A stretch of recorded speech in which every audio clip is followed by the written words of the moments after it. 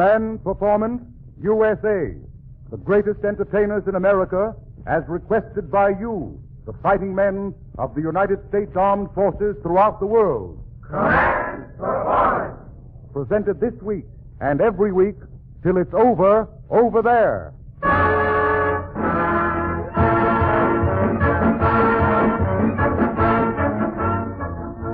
It's command performance time in the USA, and the big guns of the American entertainment world are set to fire another half-hour salvo of music, comedy, and sport, as requested by you fighting soldiers, sailors, and Marines. Tonight's first letter is from Private Bill W., down in the Caribbean, who says, Dear Command Performance, I got it all figured out that the next time our big show pops in here, I'll be doing KP duty. But don't worry, because I can peel spuds and listen to Kate Smith at the same time. Get it, buddy? We want Kate Smith. Well, that's all it takes, Private Bill. So grab another spud and sit back and listen, because here she is, Kate Smith.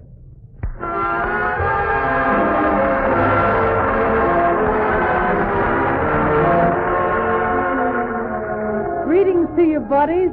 What do you say? What's new? What'll it be tonight, boys? You're the GHQ. You up there in the flying fortress high in the stratosphere. You with the Jeep or the briny deep. What would you like to hear? What'll it be, Leatherneck?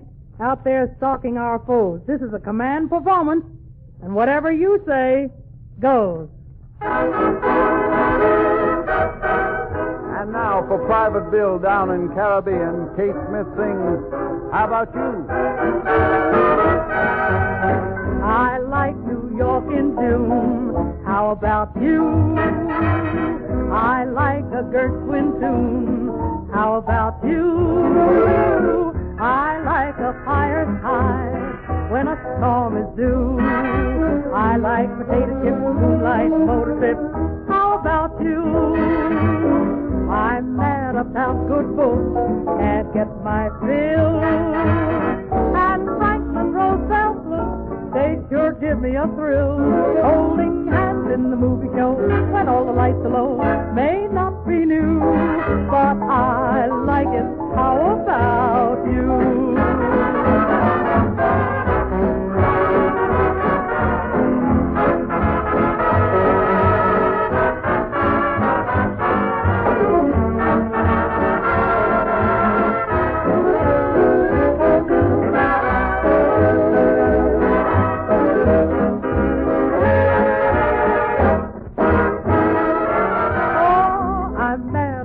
Good folks can't get my fill. And Franklin Roosevelt's look, they sure give me a thrill. Holding hands in the movie show when all the lights are low may not be new, but I like it. How about you?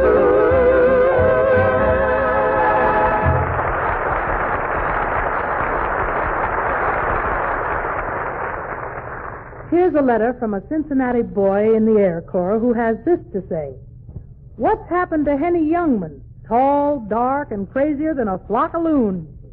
He nearly killed me in a movie short called Love in Gloom. If you're taking orders from a grease monkey, then this grease monkey says, let Henny Youngman run wild. Okay, buddy, Henny Youngman is opening this week at Lowe's State Theater here in New York City. And when he got your letter, he yelled, when do we start?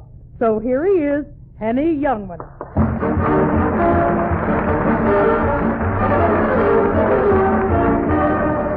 Thank you, and I want to thank the boys in the Air Corps for asking for me. Naturally, they all know me. Flew my own plane for 2 years, then a rubber band broke. By the way, I want to apologize for being late. Boy, did I have a busy day today. I've been down to the Red Cross. You know, I offered them a pint of my blood. They looked at me and they talked me into taking a pint of theirs. Fine doctors they got down there, wise guys. The one that examined me for blood worked on me for 3 hours. First he used a stethoscope, then a fluoroscope, then a microscope. Finally he said, okay, Youngman, we give up. Where'd you hide it?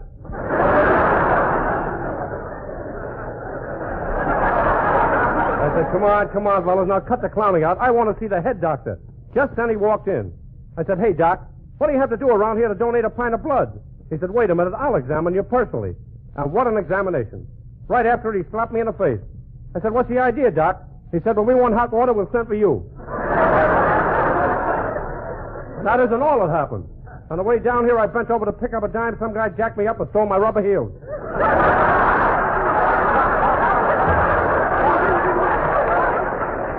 Not that I care, mind you, not that I care. You're looking at a man who owns a tire outright. Incidentally, if any of you ladies want to come up to my room to see my tires, lady, you're welcome. Talking about ladies, there's two kinds of women, the pretty ones and the ones I get. I was out with a girl last night so ugly when she ordered a tongue sandwich, the tongue went... Brother, was she ugly. She was a professional blind date. She looked like Tobacco Road on a wet night. 4 drunks looked at her, they took the pledge. Of course, the place for beautiful women is Hollywood. I just got back from there, you know. I was in one picture with Mr. Charles Lawton called The Hunchback of Notre Dame. I wasn't exactly in the picture. I was the guy they shoved up Lawton's back.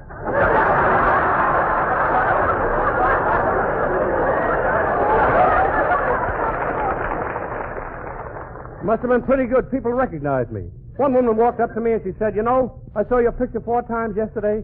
I said, why, did you like it so much? She said, no, I couldn't find my shoes. But after all, folks, there's no place like New York. I went to see the fights the other night at Madison Square Garden. Ted Collins got me seats. You know, he has connections. From where I sat, the fight was only a rumor. I was up so high, I was getting spirit messages. The usher got me halfway up the stairs. He said, you'll have to go the rest of the way by yourself. From here on, my nose starts to bleed. I was the only guy on my row without a harp. I said to the man next to me, how do you like the fight? He said, what fight? I'm flying the mail to Pittsburgh.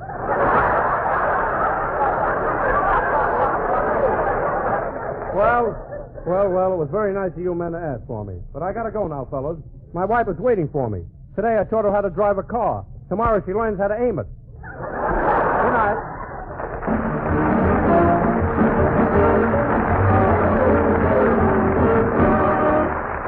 Thank you very much, Henny Youngman. Dear Command Performance, says our next order of the evening, Hedy Lamarr and Ann Sheridan may be tops with the majority of this man's army, but the voice I'm anxious to hear answers to the name of Queenie. She may not be a sweater girl, but she's the only female I ever knew who didn't give me any trouble. I'd be mighty grateful if I could just hear her speak. Well, Private MJS, thanks to a couple of Columbia Network sound engineers and their recording apparatus, here is your Queenie's voice.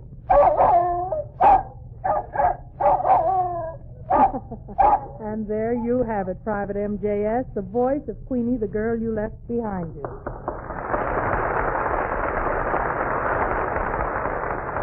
And now, in response to the command of a yeoman somewhere in the South Pacific, the popular MC of the famous hit parade sings, "There's gonna be a great day." All right, come on, Barry Wood, and let's hear it.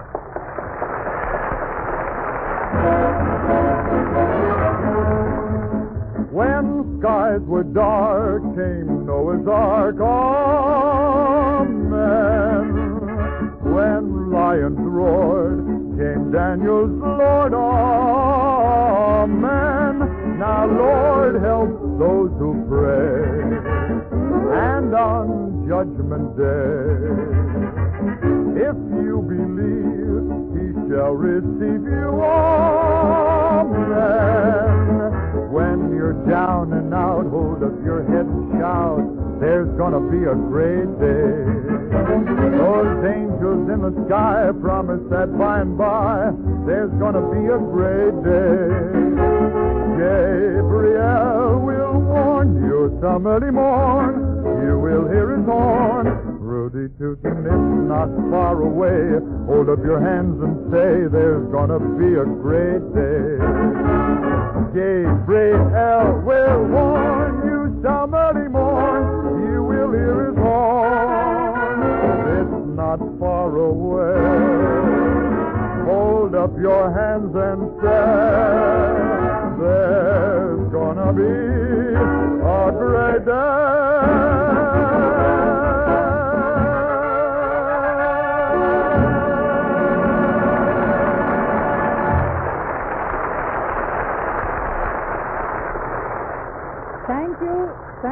very much, Barry Wood. And now, what's our next letter, Ted? It's from a Marine down in the Canal Zone, Catherine, and he's wondering whether any new comedians have been developed in radio this season. Well, that question is best answered by saying, here he is, the star of Duffy's Tavern in his famous characterization of Archie, Ed Gardner.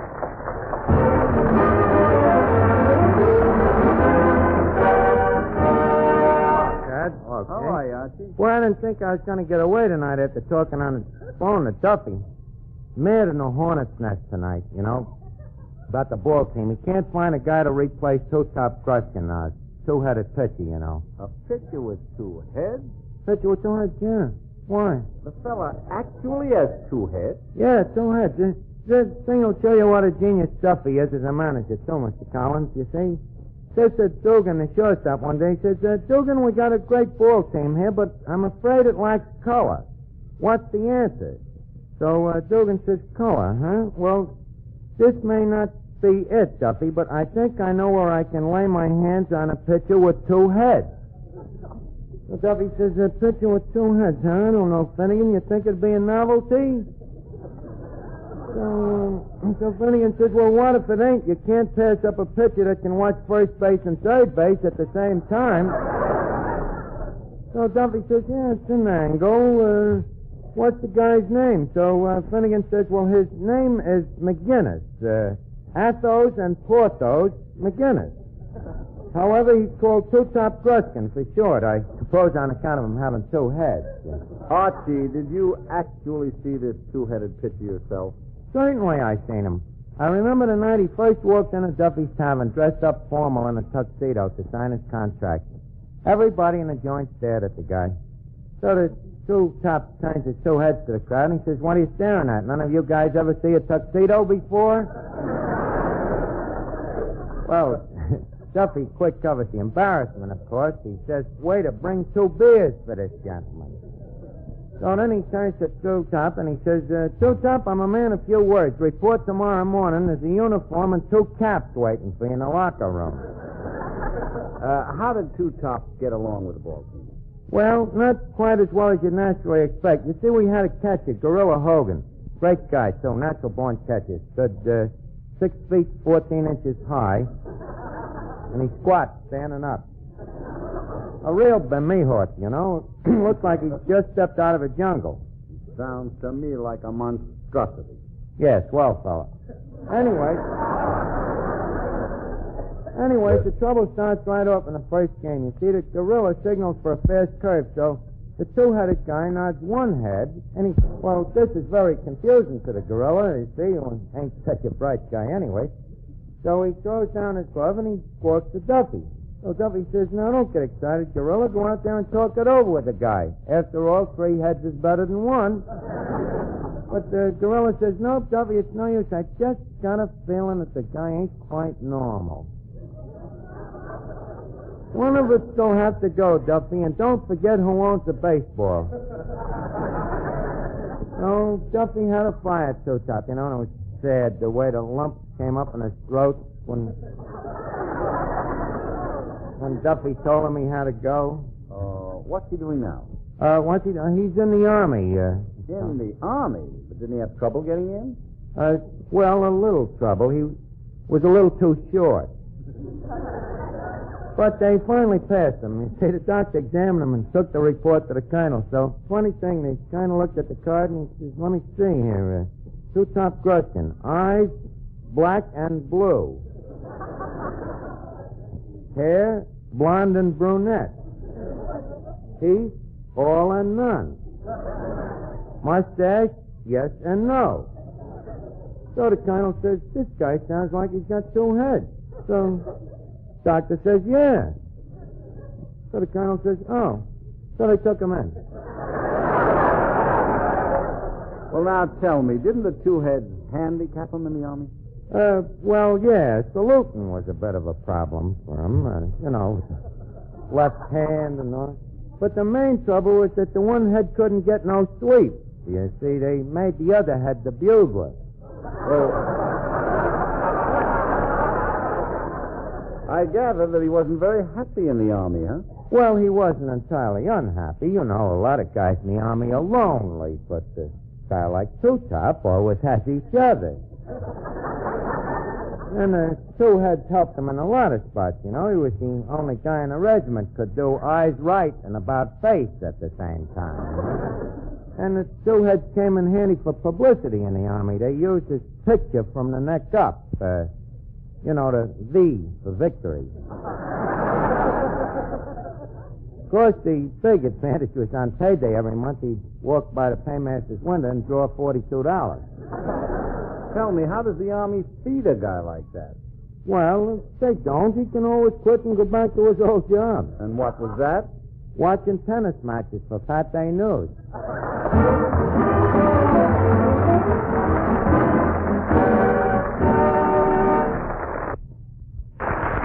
Thank you, Ed Gardner.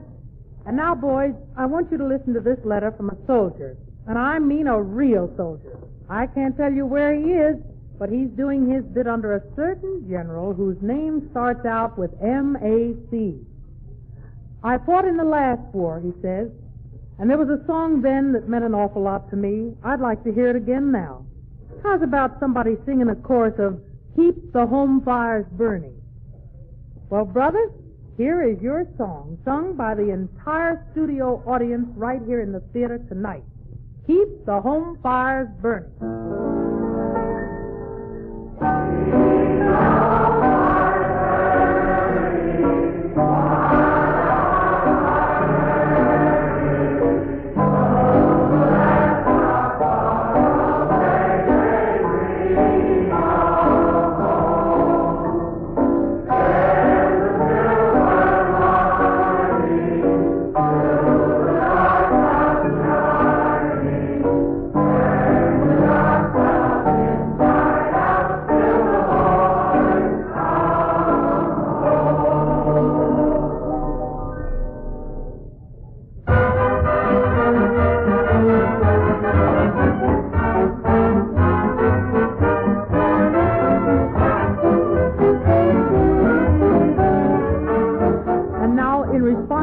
From Private L.J.B. somewhere in the far north, we bring you the latest developments in the American sporting scene described by that ace of sports commentators, Ted Husing.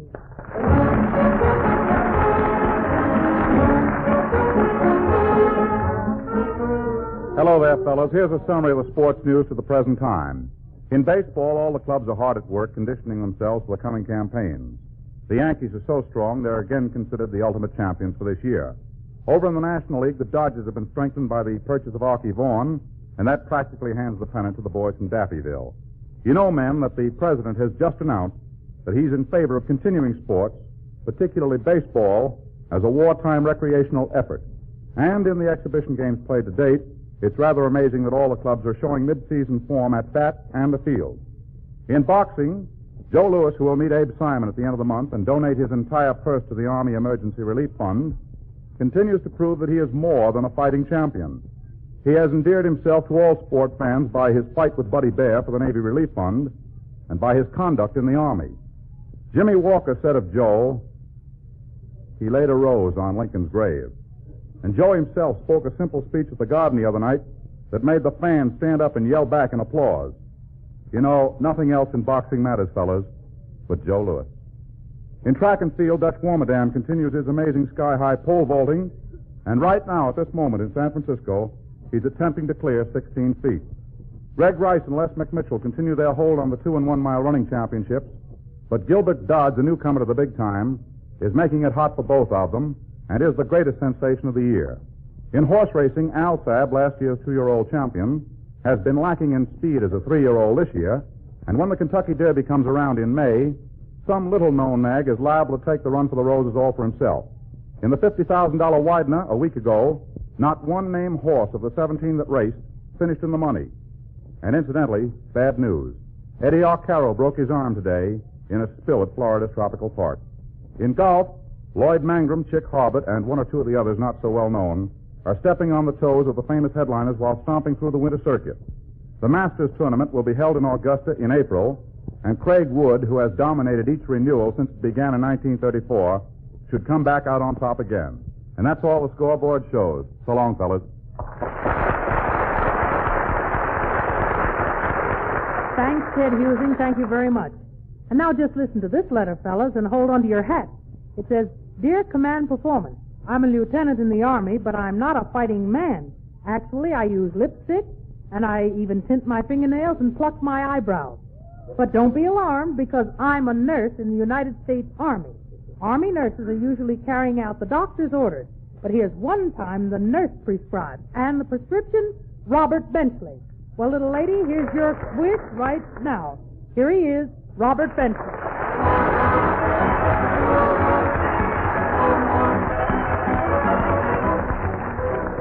Thank you, Miss Smith. This is a speech that I'm prepared to deliver tomorrow to a group of sailors at one of the naval training stations. Sailors, I would bring you a message of warning, and yet at the same time a message of good cheer.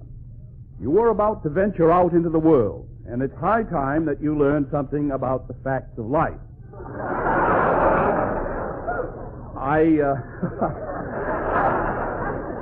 I hardly know how to begin. Perhaps Dear Harry would be as good a way as any. Dear Harry, you have all doubtless seen during your walks in the country how the butterflies and bees carry pollen from one flower to another.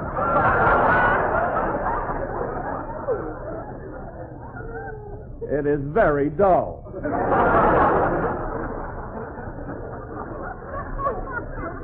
You should be very glad that you're not a bee or a butterfly. You know, someday a bee is going to get hold of a real book on this subject, and from then on there'll be mighty little pollen toting done. If I know my bees at all. Anyway, if you've noticed carefully how the bees carry pollen from one flower to another, you will have wondered what connection there is between this process and that of animal reproduction. Well, I may as well tell you right now that there is no connection at all. So your whole morning of bee stalking has been wasted. For a more practical illustration of the facts of life, let's consider hen's eggs. If you will look at these eggs, you will see that each one is almost round, but not quite. They're more of an egg shape.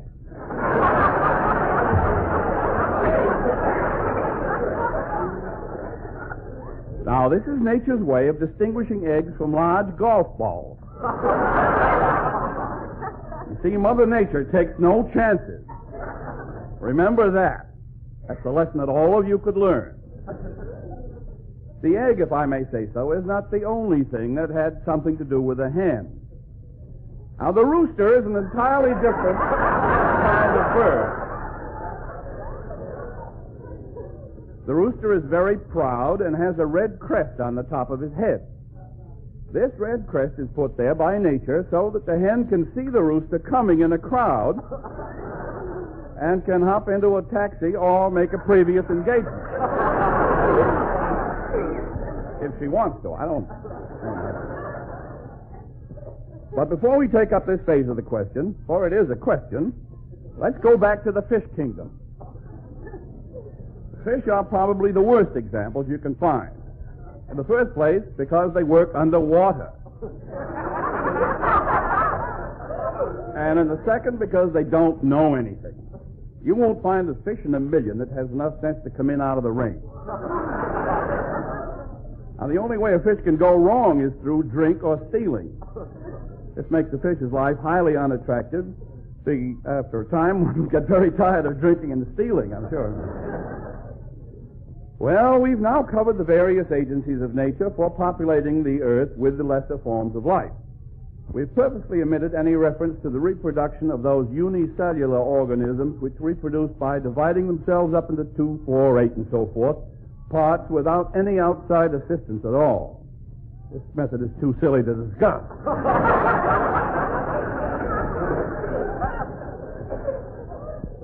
We now come to colors. You all know that if you mix yellow with blue, you get green. You also get green if you mix cherries and milk, you know. I had to put that in. The derivation of one color from the mixture of two other colors is not generally considered a biological phenomenon, but it's because the psychoanalysts haven't got around to it yet. By next season, it won't be safe to admit that you like to paint even. People will begin to wonder about you. All of which brings us to the point of wondering if the facts of life are not all a gigantic hoax. A scientist has already come out with the announcement that there is no such thing as 100% male or 100% female.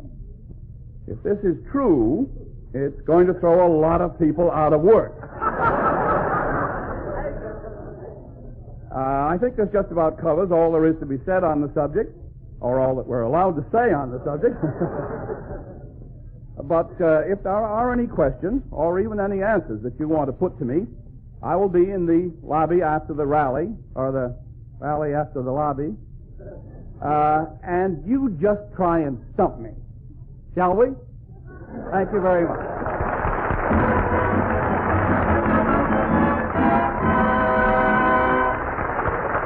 Robert Benchley, that was fine. And now for a certain private first class located somewhere in the land of the Blarney Stone, a song as Irish as Paddy's pig and 50 times as beautiful. Rose O'Day.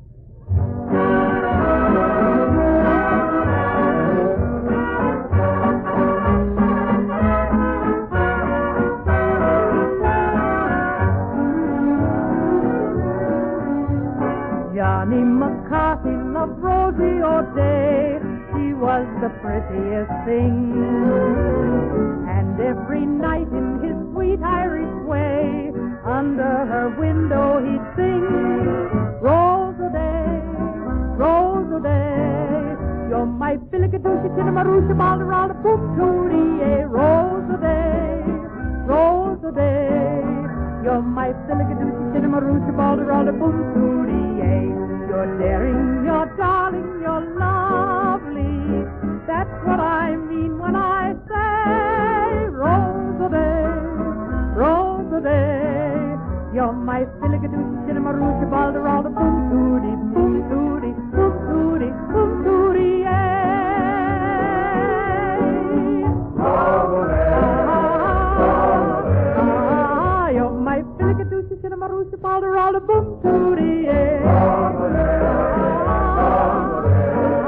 you're my Billigadooshie, Tinnamarooshie, Balderalda, Boom Tootie, you're daring, you're darling, you're lovely, that's what I mean when I say Rose O'Day, Rose O'Day, you're my Billigadooshie, Tinnamarooshie, Balderalda, Boom Tootie, Boom Tootie, Boom Tootie, Boom Tootie,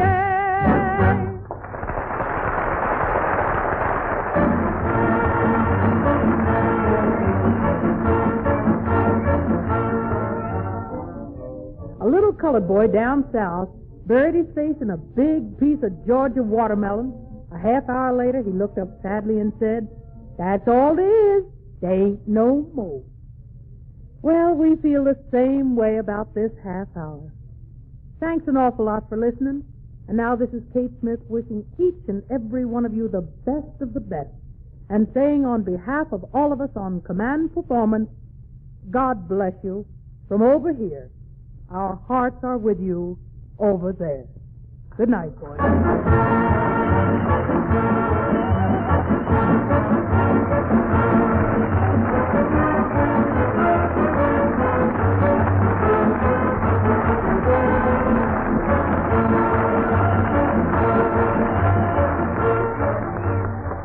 Command Performance, USA, is broadcast every week at this same time to the fighting men in Uncle Sam's Armed Forces.